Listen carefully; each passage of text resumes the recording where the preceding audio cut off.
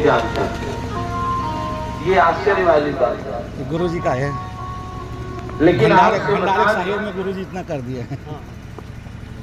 माता जी हमसे कह रही थी, संभवतः धोबहा की तरफ से आई, उनके नेत्रों में आंसू थे, कोई कष्ट होगा उनका। उन्होंने हमसे कहा कि महाराज जी बहुत पूजा पाठ करते हैं, कोई फल नहीं, बड़े परेशान हैं। लिखा है, नाम लिखा हुआ। संसार में कोई सुखी नहीं है, इसको आप अपने हृदय पर लिख लीजिए। इस संसार में कोई एक व्यक्ति भी सुखी नहीं है। अगर सब सुख ही है तो इस संसार का एक नाम है बंधुओं दुखालय, इसका नाम ही दुखालय नहीं है। इस संसार में कोई सुखी नहीं है।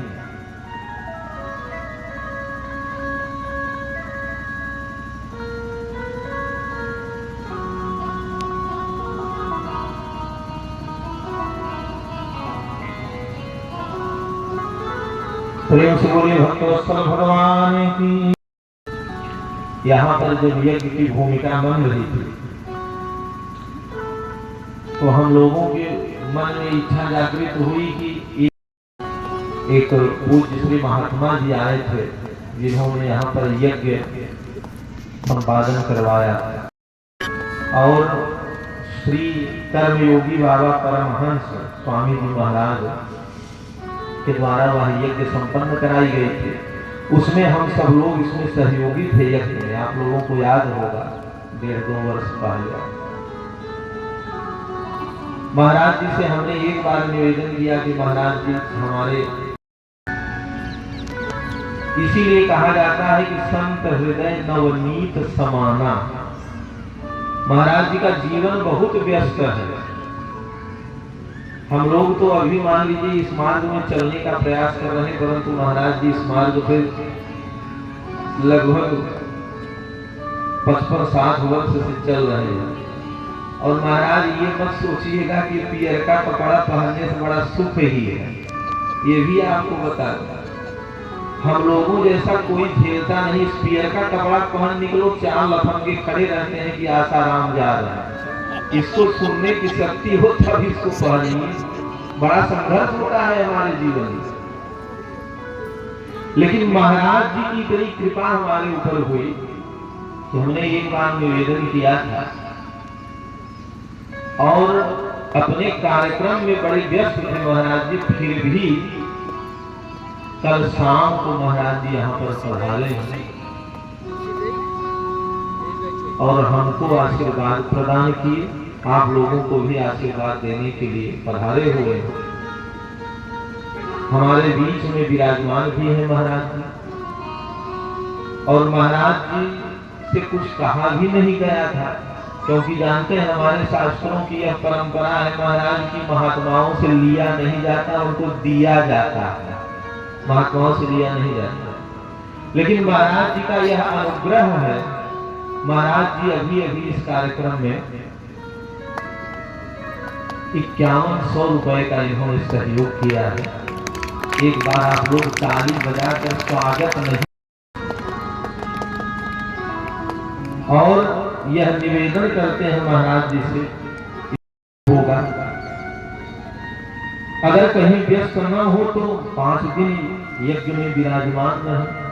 अगर कहीं व्यस्त हो तो हम समस्त लोगों को आशीर्वाद प्रदान करते हुए तब यहाँ से प्रस्थान करेंगे।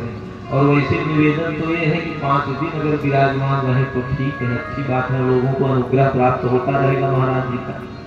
लेकिन कहीं व्यस्त हो पहले से ही कार्यक्रम, क्योंकि हम लोगों का कार्यक्रम 2-4 महीने पहले से ही नियोजित रहता है, तब बात नहीं करेंगे महाराज जी को। और ऐसा आशीर्वाद दे करके जाएं कि इस कार्यक्रम का जो यहाँ पर बीज बोया गया है, यह बीज ऐसा अंकुरित तो हो कि हर साल 2 साल में यहाँ एक न एक यज्ञ होती रहे। प्रेम से बोलिए भक्तवत्सल भगवान की जय। तो बंधुओं, माता जी हमसे कह रही थी कि पूजन करते बहुत है, परंतु महाराज बड़ा दुख है। 2 मिनट की बात आपको बता दें। इस संसार में कोई भी सुखी नहीं है। पहले तो इसको आप अपने मस्तिष्क से निकाल दीजिए, क्योंकि बंधुओं सुख और दुख कोई वस्तु नहीं है कि उसको दिखाया जाए कि ये सुख है ये दुख है। जैसे आप लोग कुर्सी पे बैठे हैं तो नेत्रों से गोचर हो रहा है, दिख रहा है, लेकिन कोई कहे कि सुख को दिखा दो दुख को दिखा दो, तो दुख और सुख आंखों से दिखते नहीं है। ये मन की एक भ्रांति है, समझ रहे हैं? मन जिसको स्वीकार कर ले कि ये सुख है वही सुख है, और मन जिसको न स्वीकार करे वही दुख है। और इस संसार में कोई एक वस्तु ऐसी नहीं है कि जिससे हमको आपको सुख मिल सकता हो। यहाँ तक माता पिता पति पत्नी कोई एक दूसरे से सुखी नहीं है, सुख किसी को नहीं मिल सकता। ये बात आप जान लीजिए। सुख कैसे है? उसके कर्म के द्वारा हमारे स्वार्थ की पूर्ति हो रही है, इसीलिए हम उसको मान रहे हैं कि सुख है। जैसे पत्नी है, घर में पत्नी है, पत्नी कहीं से भी आज शाम को आइए 2 रोटी और दाल बनाकर दे देती है, कपड़ा धो देती है, तो हमको लगता है कि पत्नी से सुख है। लेकिन अगर कोई पति ये कहे कि हम तुमसे बहुत प्रेम करते हैं, तो 4 महीने घर में बैठो और कह दो कि भोजन नहीं बनाएंगे, तुम बनाओ, देखो सारा सुख निकल जाएगा कि नहीं, प्रेम पता चल जाएगा, तुरंत पता चल जाएगा। और कोई अगर पत्नी ये कह रही है कि हम अपने पति से बहुत प्रेम करते हैं, प्यार करते हैं, तुमसे हमको बड़ा सुख है, तो महाराज मात्र 4 महीने कमाना बंद कर दो, घर में बैठ के खाओ, देखो या कैसी उठाएंगी मायके का है, ये तो बहुत बड़ा निठल्ला है, कमा ही नहीं रहा, सारा सुख यही धरा का धरा रह जाएगा। जिस संतान के लिए माता पिता हजारों व्रत करते हैं, पुण्य करते हैं, तीर्थ करते हैं, यज्ञ करते हैं, अनुष्ठान करते हैं, वही संतान अगर शराबी निकल जाए, नालायक निकल जाए, तो माता पिता कहते हैं इससे अच्छा है मर जाता तो ठीक है। किसी सुख है किसी से? और माता पिता अगर संतान के अनुकूल नहीं, तो वही संतान